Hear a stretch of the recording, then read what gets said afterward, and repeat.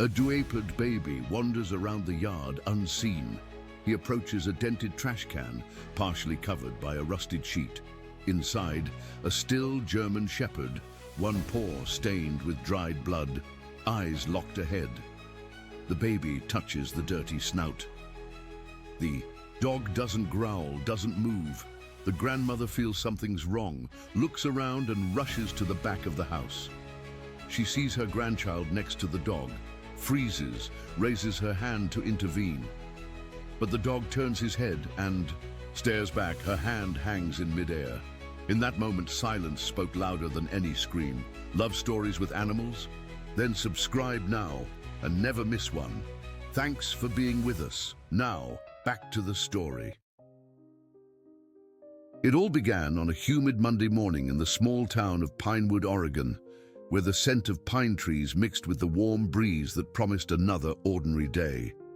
In this neighborhood where nothing seemed to surprise anyone, where routines repeated themselves like the hands of an old clock, a dented trash can partially hidden behind a rusty gate became the epicenter of an unlikely sequence of events. No resident noticed when the sound of weak barking was silenced by the morning rush. Not a soul observed the small trail of dried blood on the cracked concrete ground. The neighborhood continued its predictable cadence until a small child, just over a year old, disrupted this normalcy. The house where it all started belonged to a woman known in the neighborhood as reserved, discreet, and caring. Margaret Maggie Williams was raising her grandson Ethan alone after a troubled adoption process.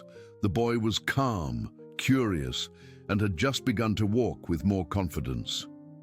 While Maggie was tending to the clothesline in the backyard, he sneaked through a gap in the door, attracted by a high-pitched guttural sound that only he seemed to hear.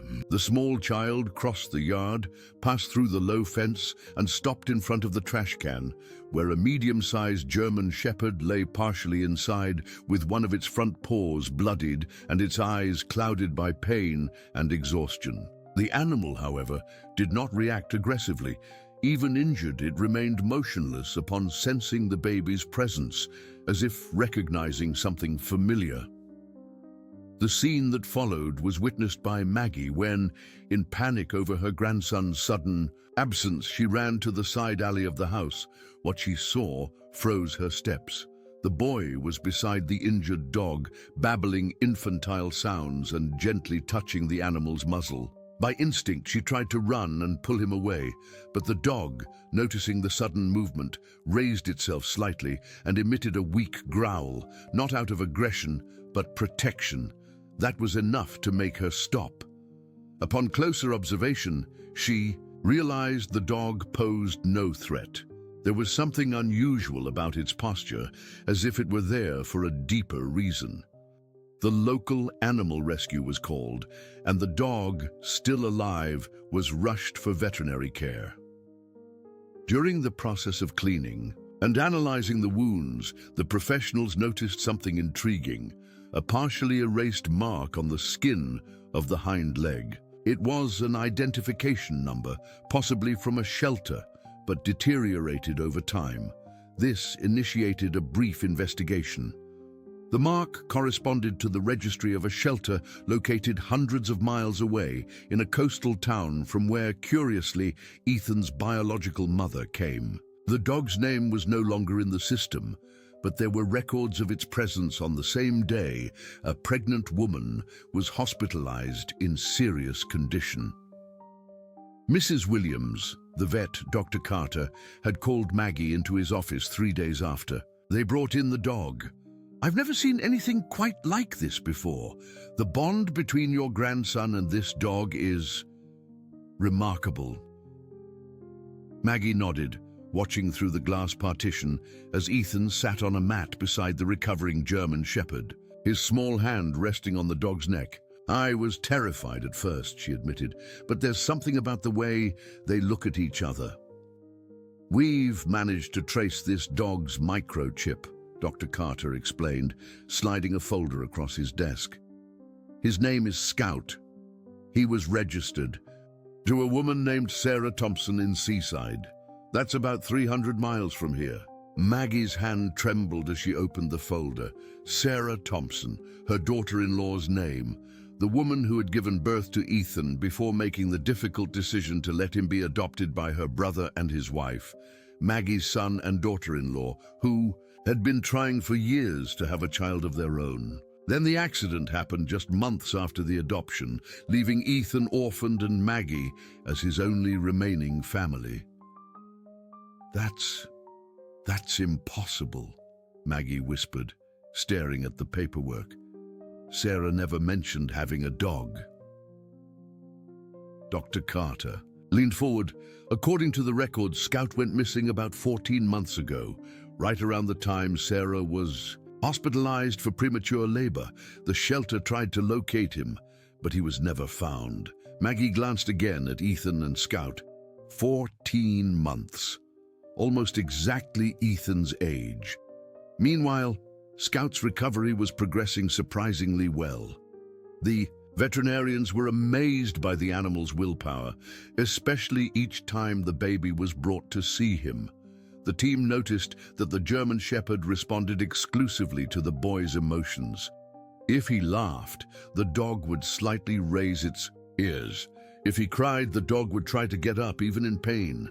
The connection between the two was clear and unusual. This caught the attention of a specialist in animal behavior, Dr. Eleanor Bennett, recently retired, who was visiting the town to take care of her daughter. She requested access to the shelter's history, claiming she had witnessed a similar case in the past. After a few days of analysis, she made a disturbing discovery: that German Shepherd had been registered as missing on the same day a pregnant woman from the neighboring area was rushed to the hospital, 7 months pregnant. There are documented cases, Dr. Bennett explained to Maggie one evening as they watched Ethan sleeping peacefully, with Scout curled protectively at the foot of his bed, of dogs traveling enormous distances to find their owners. But this is different. How so? Maggie asked, adjusting Ethan's blanket. Scout didn't just find his way back to his owner. Sarah is gone. He found his way to Ethan. Dr. Bennett's voice lowered to a reverent whisper. I believe Scout sensed a connection to Sarah's baby even before he was born, and when she was no longer there, he sought out the closest thing to her, her child. Maggie felt a chill run down her spine.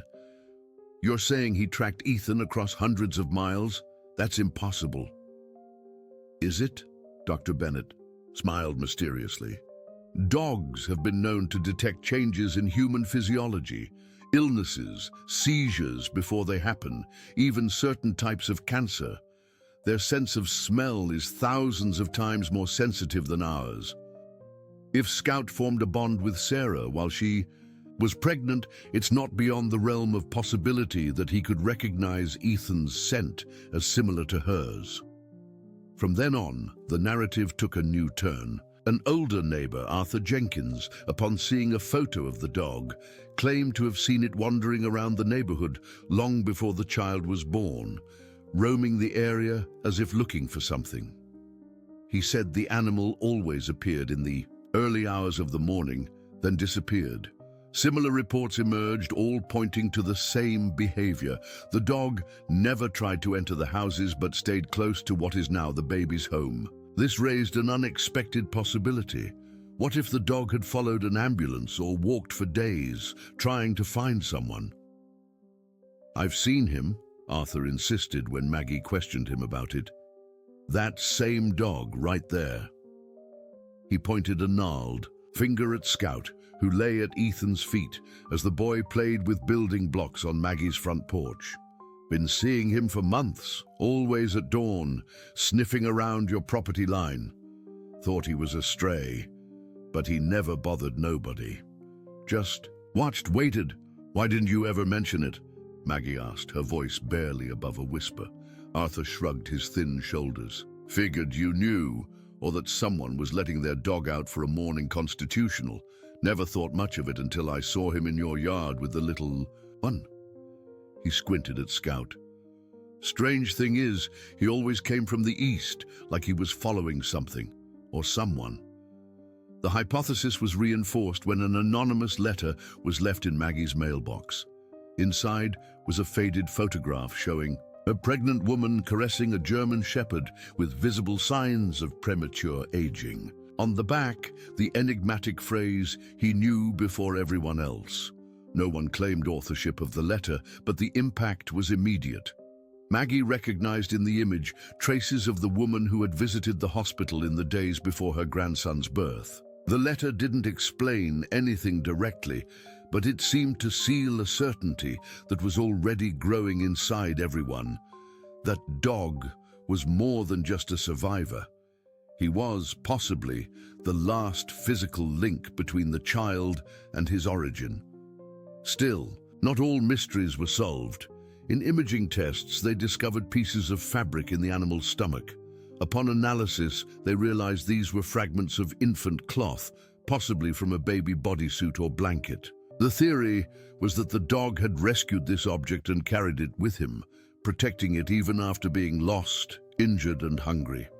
This would explain why he stayed near the residence for so long, perhaps guided by smell, memory, or pure instinct. The connection between the dog and the baby seemed transcendental in affective terms, but entirely explainable from an emotional and behavioral standpoint.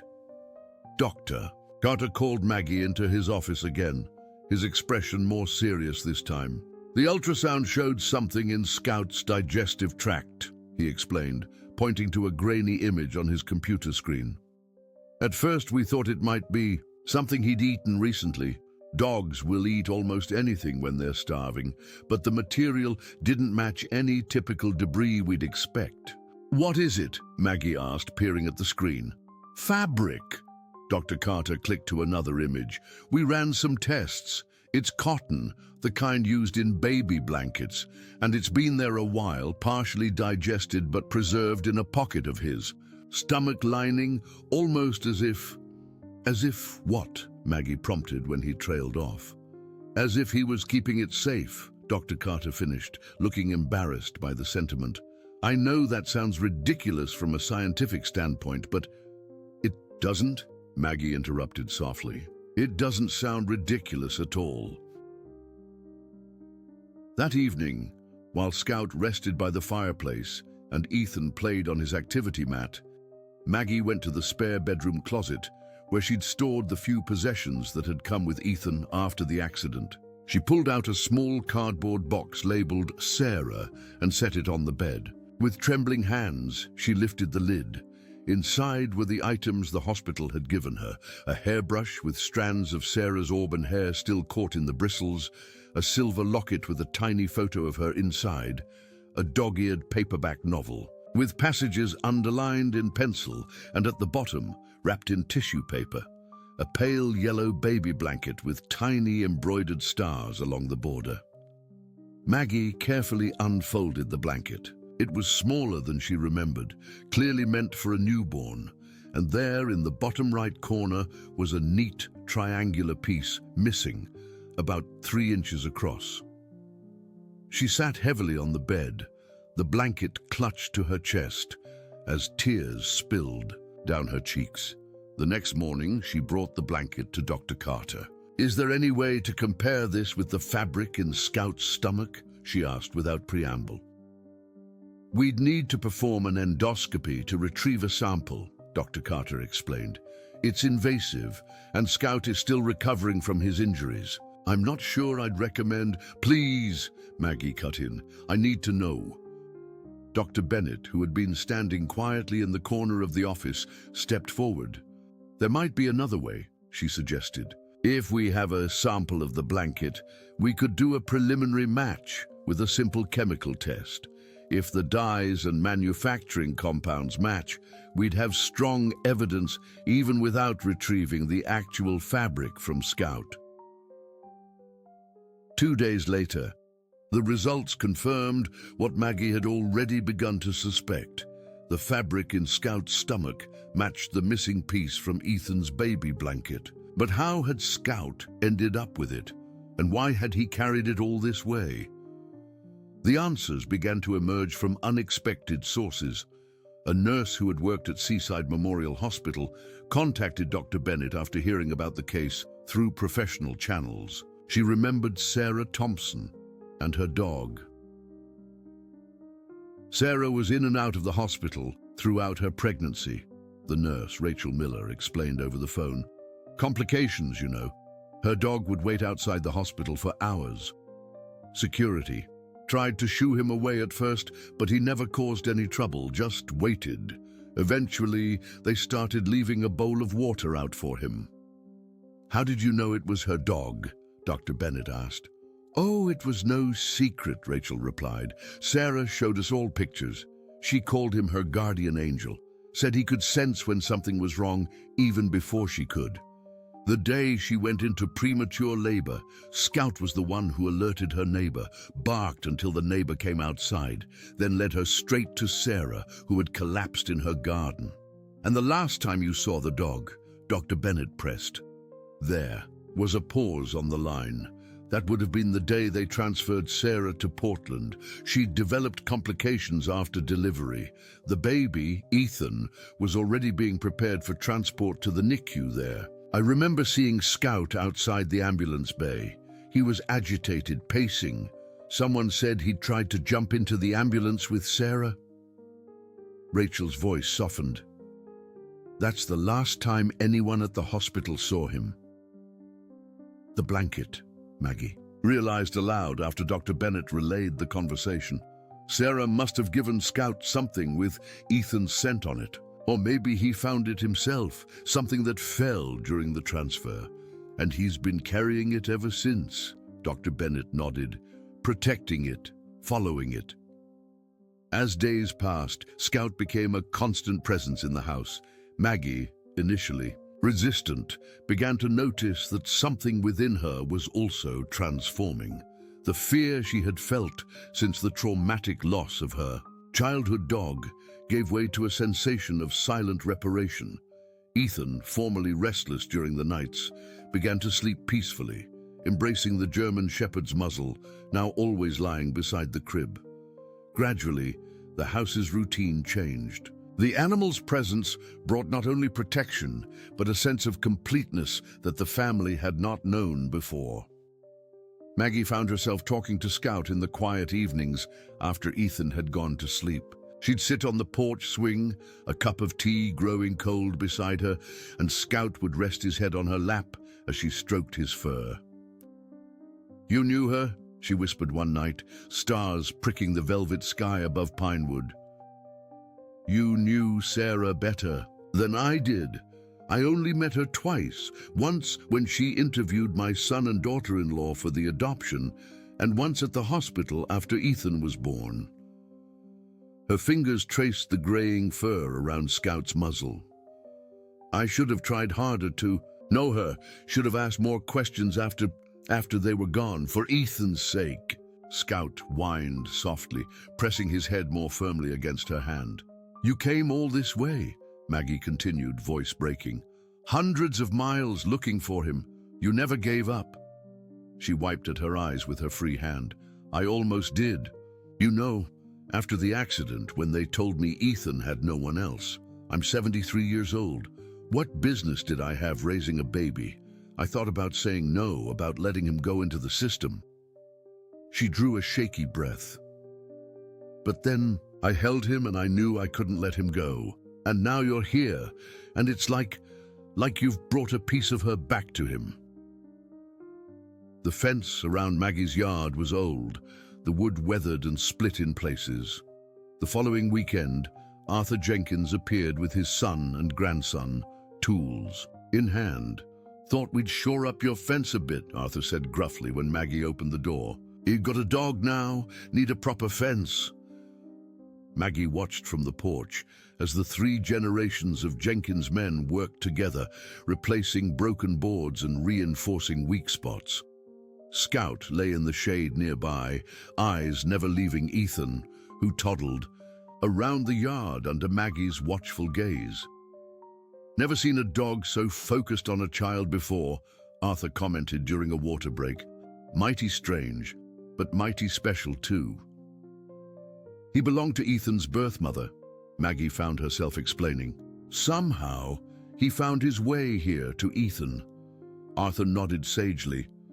Dogs know things we don't, he said simply. My granddaddy used to say animals see right through to a person's soul. No fooling a dog about who you really are.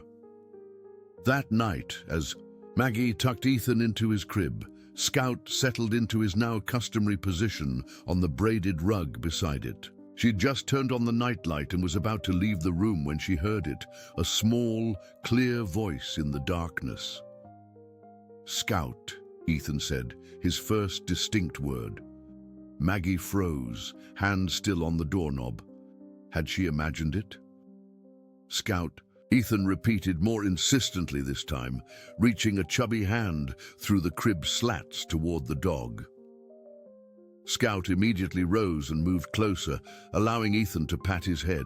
The dog's tail wagged slowly, contentedly, as the boy giggled. Maggie leaned against the doorframe, overwhelmed. In that moment, watching her grandson and this remarkable dog who had journeyed so far to find him, she felt a certainty settle in her heart. They were meant to be together, all three of them, a family forged not by blood alone, but by something deeper, more mysterious, and infinitely more powerful. The next morning, she called Dr. Bennett. I need to know more, Maggie told Dr. Bennett. When she arrived, about Sarah, about Scout, about how they came together. Ethan deserves to know his history when he's older. Dr. Bennett nodded, sipping the tea Maggie had prepared. I've been making some calls. Sarah Thompson volunteered at the Seaside Animal Shelter where Scout was originally housed. That's how they met. She adopted him from there? Not exactly. Dr. Bennett set down her cup. According to the shelter records, Scout was scheduled to be euthanized. He was already 8 years old, had hip problems, and wasn't what most families were looking for. Sarah was there that day, and something about him caught her attention. She took him home as a foster initially, but they bonded quickly. Maggie watched through the window as Scout lay patiently in the grass while Ethan practiced his still wobbly, walking, taking a few steps before plopping down beside the dog. How long ago was this? About 2 years ago, 6 months before she became pregnant with Ethan. Dr. Bennett hesitated. There's something else, Maggie. Something the shelter director told me. Scout had a history of unusual behavior. Before Sarah, he'd been adopted twice and returned both times. Why? Maggie turned concerned. The family said he seemed to predict things. One family reported that he would stand by the door and whine for hours before their teenage son came home with a fever. Another said he dragged the wife's purse to the door one morning and blocked her from leaving. The day a major pileup happened on her usual route to work. Dr. Bennett smiled faintly. They called him spooky, said he gave them the creeps. But Sarah didn't find him creepy. Quite the opposite. She had epilepsy, Maggie. Not severe, but she'd have occasional seizures. Scout started alerting her before they happened, giving her time to get to a safe place, take her medication. He literally changed her life. Dr. Bennett leaned forward. I've been researching dogs with these abilities. Some can detect subtle chemical changes in humans, like the shift in body chemistry before a seizure or the compounds released by certain cancer cells. But others, she trailed off. Others what? Maggie prompted. Others seem to have a deeper connection, something science can't fully explain yet. Dr. Bennett's voice lowered. The shelter director told me that the day Sarah went into premature labor, Scout had been agitated all morning. When her water broke, he retrieved her phone so she could call for help, and after the ambulance took her away, he disappeared. They assumed he ran after the ambulance, but no one saw him again in Seaside.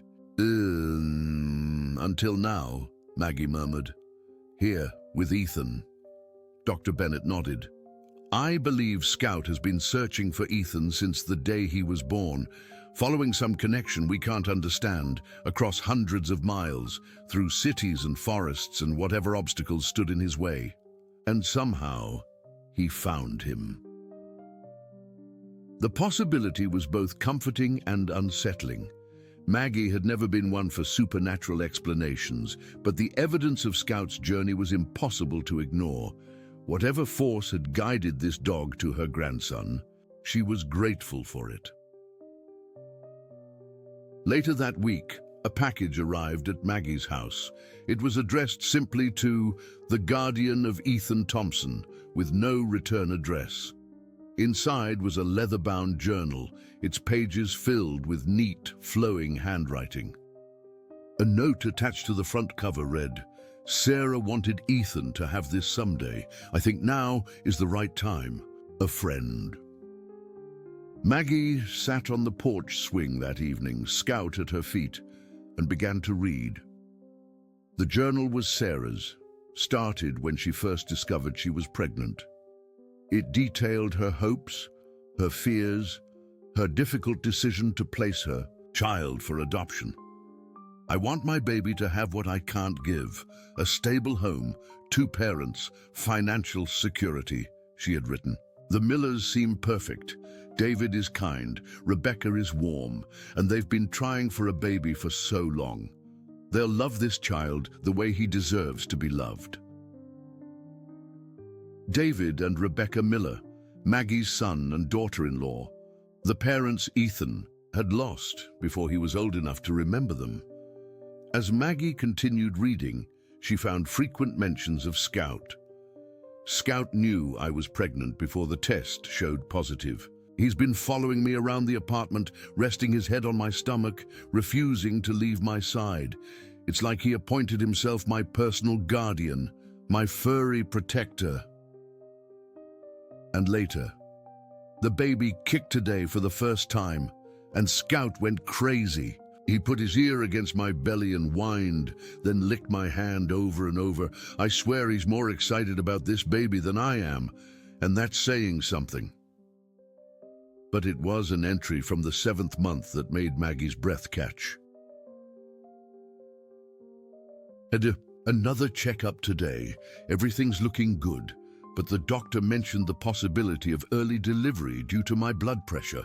Scout has been acting strange all week, following me everywhere, even into the bathroom, whimpering if I'm out of his sight for more than a minute. Last night, he dragged his blanket from his bed and placed it on my stomach while I was resting on the couch. When I put it back in his bed, he brought it to me again. I finally let him arrange it over my belly, and he lay down with his head resting on it, over the baby. He stayed that way all night.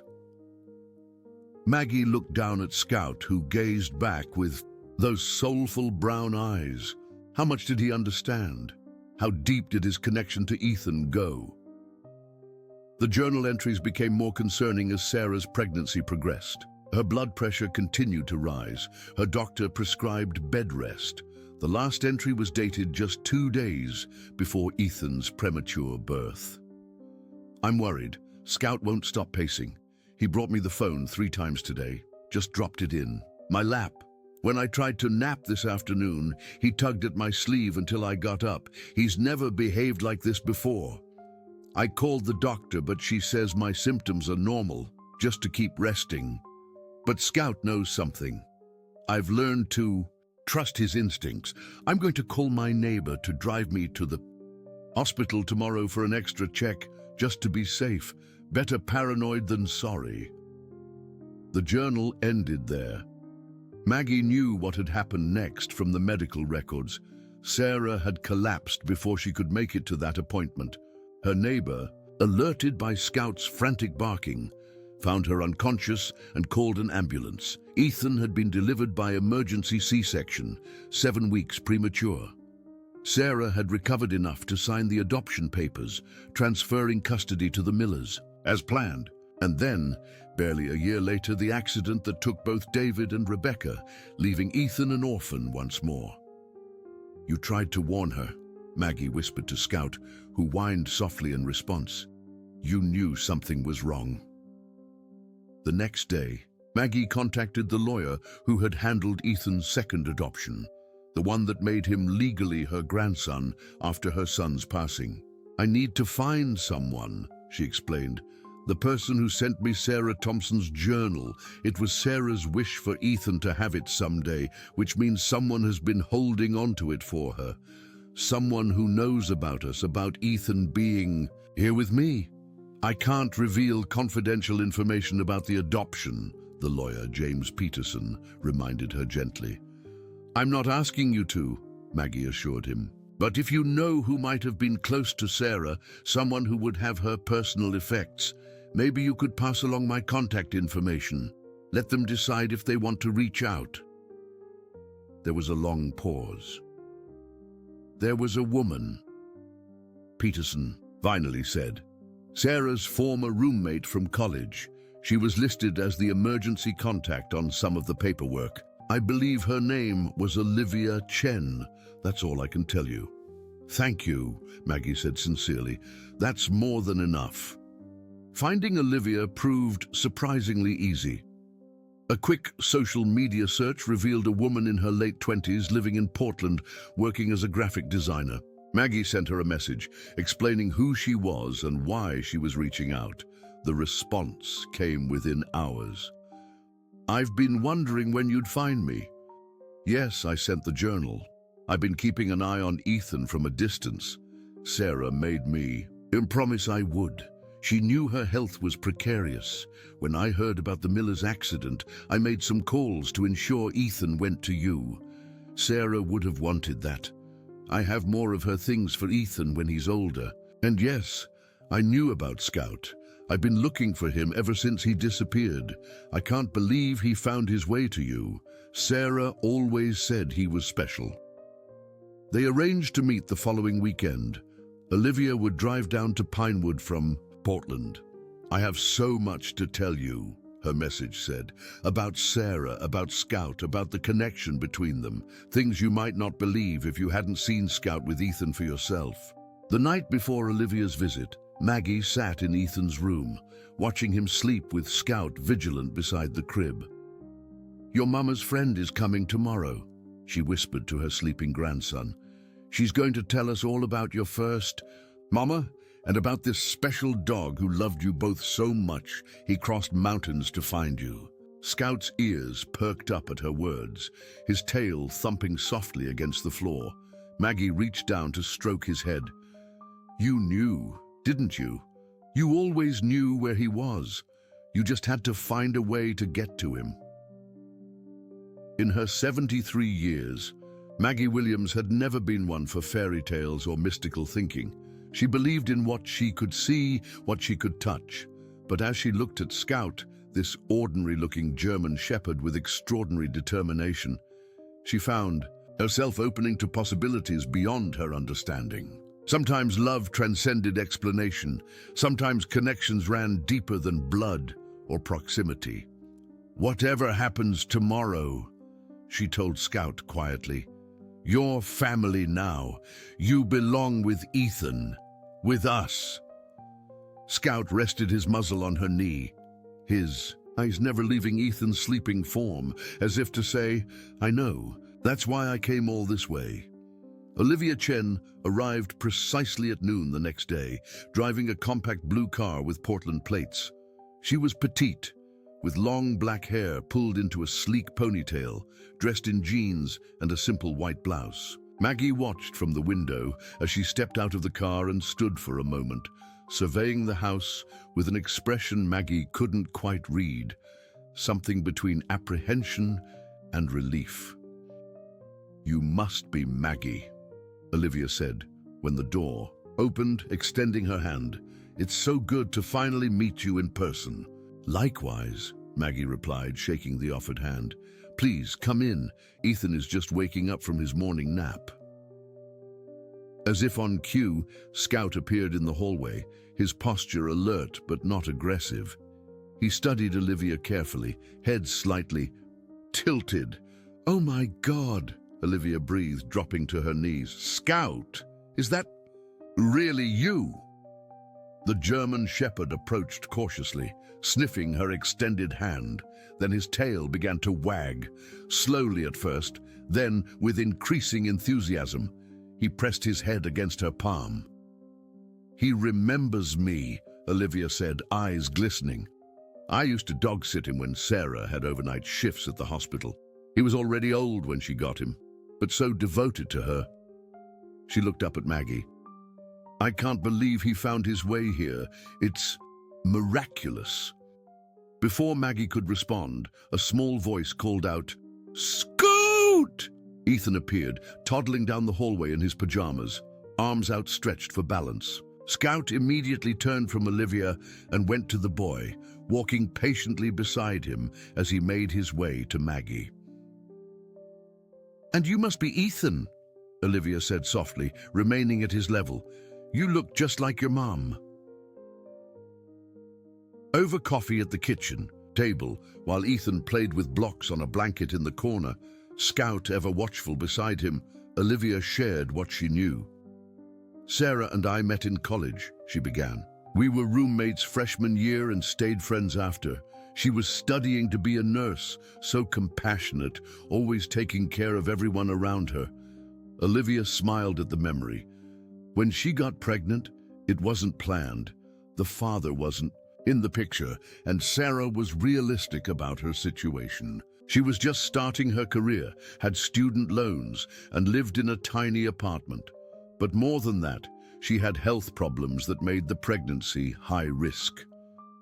"The epilepsy," Maggie said. Olivia looked surprised. "Yes, and a heart condition that pregnancy could exacerbate. How did you know?" "Dr. Bennett, she's been helping us understand Scout's connection to Sarah. She mentioned the epilepsy." "It was more complicated than just epilepsy," Olivia explained. "Sarah had a congenital heart defect. The doctors warned her that pregnancy would put significant strain on her heart, but she was determined to have the baby, even knowing she'd likely have to give him up for adoption." "That's when she met my son and daughter-in-law," Maggie said. "Yes, she interviewed several couples, but the Millers stood out immediately. She said they just felt right." Olivia glanced at Ethan. She wanted an open adoption, to be able to see him occasionally, send birthday cards, that sort of thing. "I didn't know that part," Maggie admitted. "After the accident, I was just focused on taking care of Ethan. There was so much paperwork, so many decisions." "Sarah would have understood," Olivia assured her. "She always said the most important thing was that Ethan be loved and safe. And clearly, he is." She watched as Scout gently nudged a block closer to Ethan's reaching hands. "But I need to tell you about Scout, about what happened." According to Olivia, Scout had always been unusually attuned to Sarah's physical state. He could predict her seizures with remarkable accuracy, sometimes up to an hour before they occurred. But when she became pregnant, his behavior changed. "It was like he became even more protective, more aware," Olivia explained.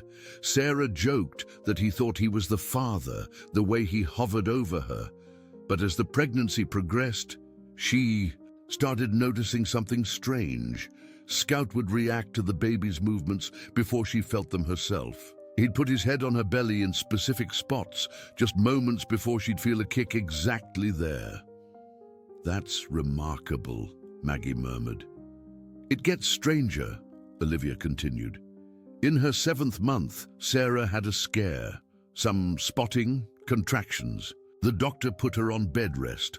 That's when Scout started bringing her things, her phone, her prenatal vitamins, her emergency contact list. Almost like he was preparing for something." Maggie thought of the journal entries she'd read. She wrote about that, about how he tried to warn her. Olivia nodded. The day she collapsed, Scout had been trying to get her to the phone all morning. When she finally lost consciousness, he barked until Mrs. Abernathy next door came to check on her. The paramedic said if she'd been alone much longer. She trailed off, shaking her head. Anyway, after they took Sarah away in the ambulance, Scout disappeared. Mrs. Abernathy said he chased the ambulance for blocks, then vanished. We all assumed he was lost, maybe hit by a car. We searched for weeks. But he wasn't lost, Maggie said quietly. He was following Ethan. That's what I believe, Olivia agreed. Somehow Scout formed a bond, not just with Sarah, but with her baby. And when she couldn't care for either of them anymore, he appointed himself Ethan's guardian. What do you mean, when she couldn't care for them anymore? Maggie asked, a chill running through her. Sarah recovered from the birth, didn't she? She signed the adoption papers. Olivia's expression grew somber. She did recover initially, but the strain of the pregnancy and birth exacerbated her heart condition. After Ethan went home with the Millers, Sarah's health declined rapidly. She was in and out of the hospital for months. I had no idea, Maggie whispered. My son never mentioned. She probably didn't tell. Them, Olivia said gently. She wouldn't have wanted to burden them with worry about her when they were just starting their journey as parents. But Sarah knew she wasn't going to get better. That's why she gave me her journal and made me promise to give it to Ethan someday. That's why she made me promise to keep an eye on him to make sure he was okay. Is Sarah? Maggie couldn't finish the question. She had a heart complication 3 months after Ethan's birth, Olivia confirmed softly. She didn't suffer. She went peacefully, in her sleep. But before it happened, she kept asking about Scout, wondering where he'd gone, if he was safe. I think somehow she knew he'd gone to find Ethan. The room fell silent except for the soft clatter of Ethan's blocks and Scout's occasional sighs. Maggie tried to process everything she'd learned. This woman, Sarah, who had given birth to her grandson, who had chosen to give him life even knowing the risks to her own health, had entrusted her beloved dog to watch over him. And somehow, against all odds, Scout had fulfilled that trust. There's something else, Olivia said, reaching into her purse. She pulled out a small velvet pouch. Sarah wanted Ethan to have this when he was older, but after everything that's happened, I think it belongs here now, with both of them. She emptied the pouch into her palm. It was a simple silver dog tag, engraved with the name Scout on one side. Olivia turned it over to reveal the other side, which bore a single word: Protector. She had this made for Scout when she first realized she was pregnant, Olivia explained. He lost his original tags months before, and she wanted his new ones to reflect his new role. She always said he was more than just a pet. He was a guardian, a protector. Maggie took the tag, turning it over in her fingers. I have a collar for him, she said. Dr. Carter gave it to us when Scout was released from the vet clinic. We can put this on it. Later that afternoon, after Olivia had gone, promising to stay in touch and visit again soon, Maggie fastened the silver tag to Scout's collar. The dog sat patiently, as if understanding the significance of the moment. When she finished, he immediately went to Ethan, who was playing in the backyard, and settled beside him in the grass. That evening, as she prepared dinner, Maggie found herself thinking about Sarah Thompson, this young woman she'd never really known, who had given her grandson both life and a remarkable guardian. Despite the sadness of learning about Sarah's early departure, Maggie felt a strange sense of peace. Through Scout, Sarah's love for Ethan continued. Through this extraordinary dog, a mother's devotion had found a way to transcend even the greatest distances. You're his connection to her, Maggie told Scout as she fed him that night. You're the link between his past and his present, between the mother who bore him and the family who raises him now. Scout looked up from his bowl, those intelligent brown eyes meeting hers, and Maggie could have sworn he nodded slightly before returning to his meal. As autumn settled over Pinewood, bringing cooler temperatures and golden leaves, life developed a new rhythm in the Williams household. Maggie, who had once worried about being too old to raise a toddler, found unexpected strength and joy in the daily routines. Ethan's vocabulary was expanding rapidly, with Scout remaining his favorite and most frequently used word. The German Shepherd had fully recovered from his injuries, though Dr. Carter noted he would always have a slight limp in his front left paw, a permanent reminder of his long journey. News of Scout's remarkable story spread throughout the small town. Neighbors who had once been merely polite began stopping by with home-cooked meals, offers of help with yard work, and playdates for Ethan. Dr. Bennett continued her research into canine-human bonds, occasionally bringing colleagues to meet Scout and observe his interactions with Ethan. Even Arthur Jenkins and his family became regular visitors, with Arthur's grandson Toby becoming Ethan's first real friend.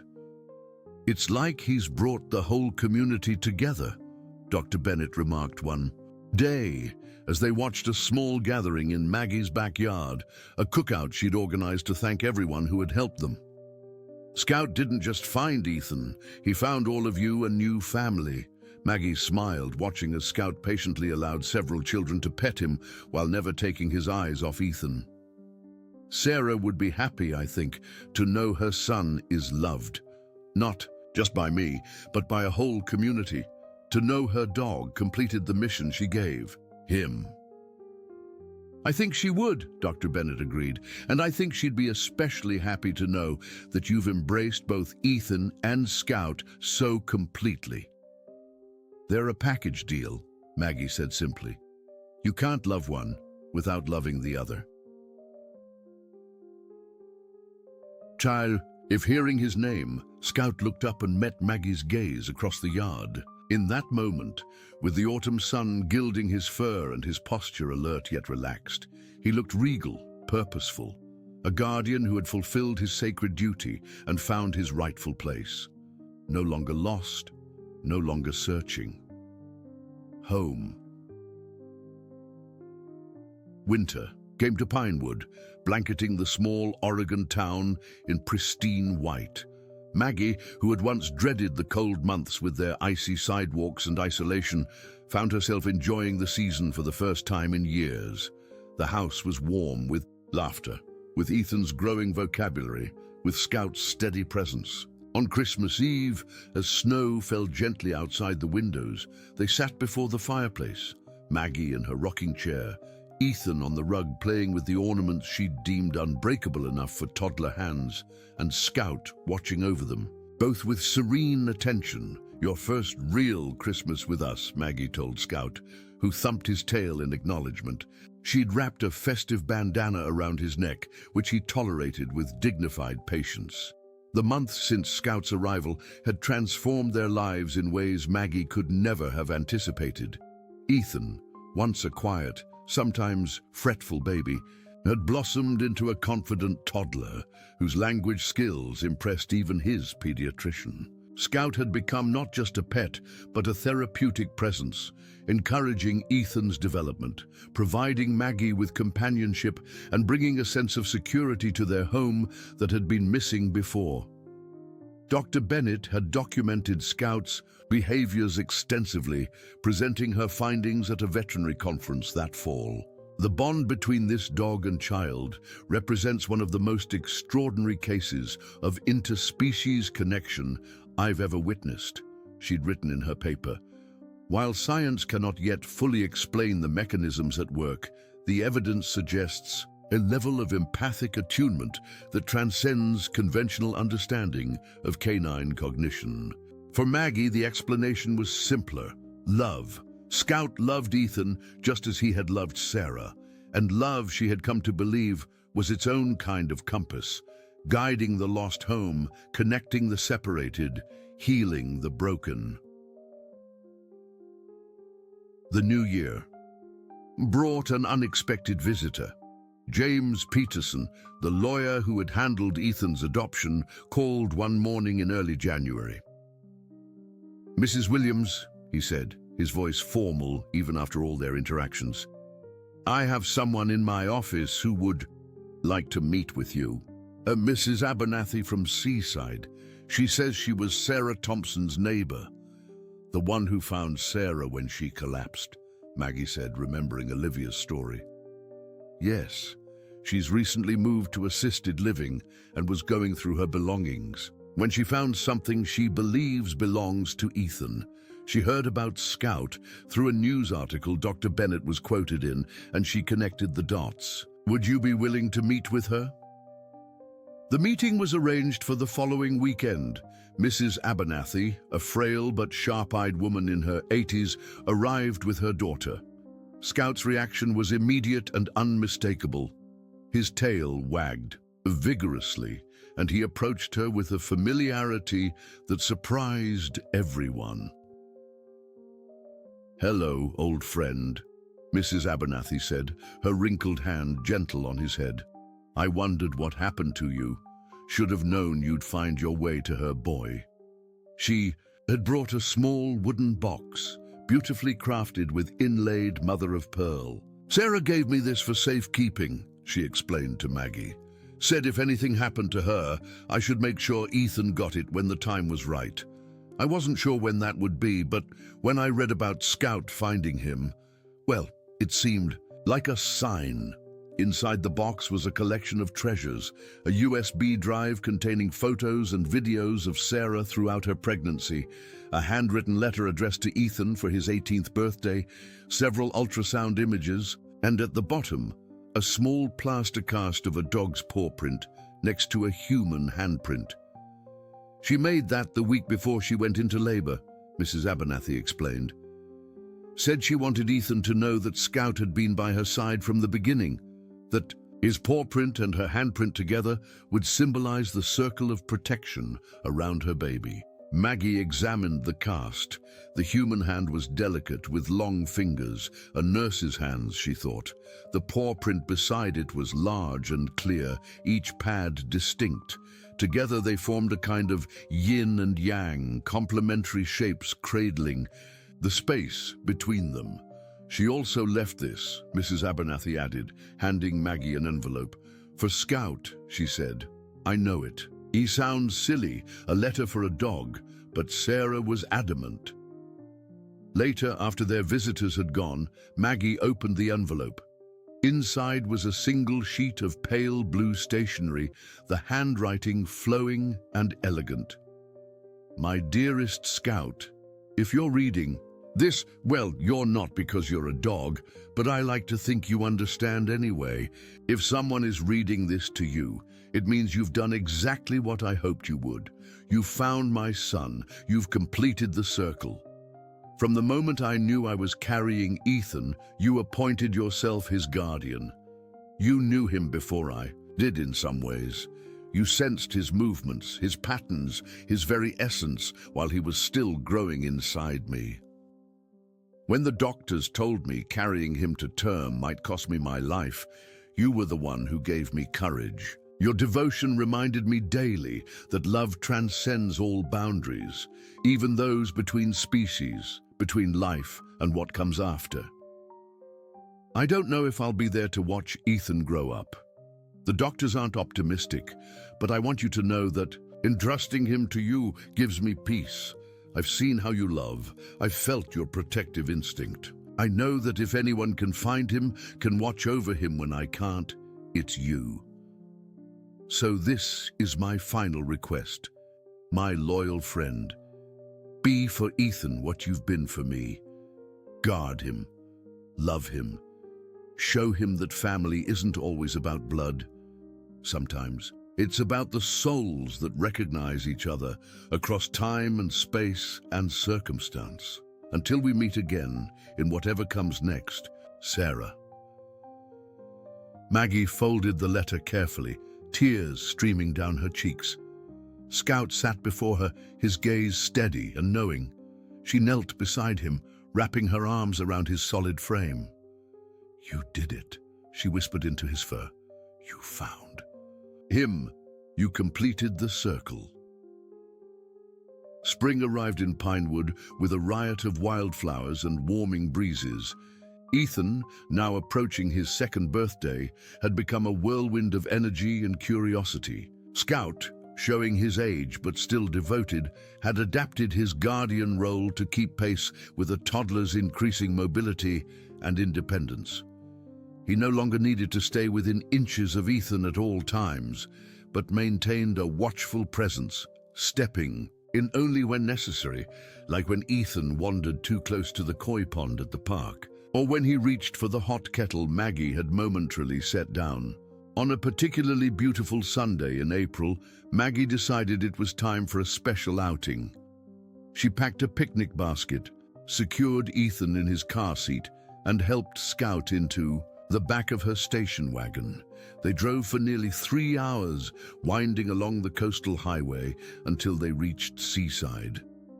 The small coastal town was just beginning its tourist season, the boardwalk dotted with visitors enjoying the spring sunshine. Maggie parked near the beach and helped Ethan and Scout out of the car. With Ethan's hand in hers and Scout walking steadily beside them, they made their way down to the sand. She had arranged to meet Olivia here and spotted her waiting near the water's edge. The young woman waved when she saw them approaching. "I wasn't sure you'd want to come," Olivia admitted as they spread a blanket on the sand. "Being here, where it all started." "Nay, I think it's important," Maggie replied, watching as Ethan gleefully dug in the sand with a small plastic shovel, Scout vigilant beside him. For all of us to connect with Sarah's memory, this was her home, where she lived and loved. Where she made the brave decision to give Ethan life, knowing what it might cost her.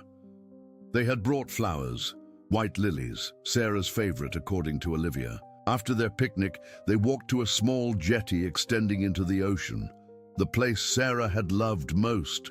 There, with the waves crashing below and seagulls wheeling overhead, they scattered the petals into the water. "For Sarah," Olivia said, softly. "Mother, friend, healer." "For Sarah," Maggie echoed, "who gave me my grandson and sent his guardian to find him." Scout stood at the edge of the jetty, ears perked forward as he watched the flower petals dancing on the waves. Ethan, holding tightly to Maggie's hand, pointed at the dog and then at the water. "Scout sad?" he asked, his vocabulary still simple, but his emotional intelligence remarkably acute. "No, sweetheart," Maggie assured him, kneeling to his level. "Scout is remembering your first mommy. She loved you very much. So much that she sent Scout to find you and take care of you." Ethan considered this with the serious expression only toddlers can truly master. Then he toddled over to Scout and patted his side. "Good Scout," he declared. "Found Ethan, found home." Scout turned from the water and gently nuzzled the boy's cheek, his mission acknowledged and affirmed by the very one it was meant to protect. That evening, as they prepared to return to Pinewood, Maggie took a moment alone on the beach. The sun was setting, painting the sky in spectacular hues of orange and pink. Scout joined her, sitting companionably at her side while Olivia entertained Ethan at a safe distance. "Thank you," Maggie said simply to the setting sun, to the vast ocean, to whatever force had brought this remarkable dog into their lives, for showing me that family can be found in the most unexpected places, for bringing Sarah's love to us through Scout. As if in answer, a warm breeze lifted her hair, carrying the scent of salt and promise. Scout leaned against her leg, solid and real. Ahead of them, Ethan's laughter rang out across the beach as he chased a seagull, Olivia keeping pace beside him. In that moment, Maggie understood what Sarah had meant about completing the circle. It wasn't just Scout finding Ethan. It was all of them, Sarah, Scout, Ethan, Olivia herself, connected by an unbreakable bond of love that transcended distance, time, and even life's greatest transition. They were family now, in every way. That truly mattered. When they finally returned home to Pinewood, the house welcomed them with familiar comfort. Maggie settled Ethan into bed, Scout taking his customary position beside the toddler bed that had replaced the crib. As she turned to leave, she heard Ethan's sleepy voice. "Story, Gamma," he requested. "Scout story." Maggie sat on the edge of the bed. "Once upon a time," she began, "there was a very special dog named Scout who loved a woman named Sarah. When Sarah had a baby boy, that's you, she knew she wouldn't be able to stay with him, so she gave Scout a very important job." By the time she finished the story, Ethan had drifted off to sleep, one hand resting on Scout's head. The German Shepherd remained awake, his eyes meeting Maggie's in the dim glow of the nightlight. "You'll always be his connection to her," she whispered, "and now you're my connection too. To Sarah, to the past, to the kind of love that finds a way home no matter what." Scout blinked slowly, a gesture that seemed to convey understanding far beyond what any animal should possess. Then he settled his head on his paws, eyes still fixed protectively on Ethan, continuing the vigil he had begun before the boy was even born. The next morning, as sunshine streamed through the windows and the promise of a new day beckoned, Maggie found herself humming as she prepared breakfast.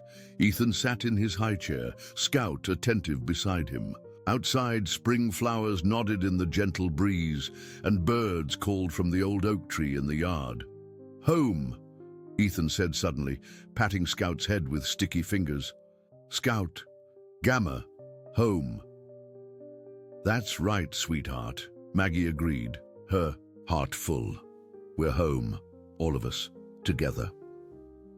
And in that simple moment of ordinary joy, the extraordinary journey that had brought them together, across hundreds of miles, against impossible odds, guided by a love that refused to be confined by conventional boundaries, found its perfect completion. The circle was whole, the connection unbroken, the family, in all its unconventional beauty, complete. Dear listeners, we hope that the story of Maggie, Ethan, and the remarkable Scout has touched your hearts. To continue this emotional journey, we've prepared a special playlist with equally captivating stories about the extraordinary bonds between humans and animals. You can find it by clicking the link on your left. If you enjoyed this story, please don't forget to subscribe to our channel and give this video a like. Every day, we bring you unique stories that explore the complexity and beauty of life's unexpected connections. What animal story has touched your life? We look forward to reading your experiences in the comments below.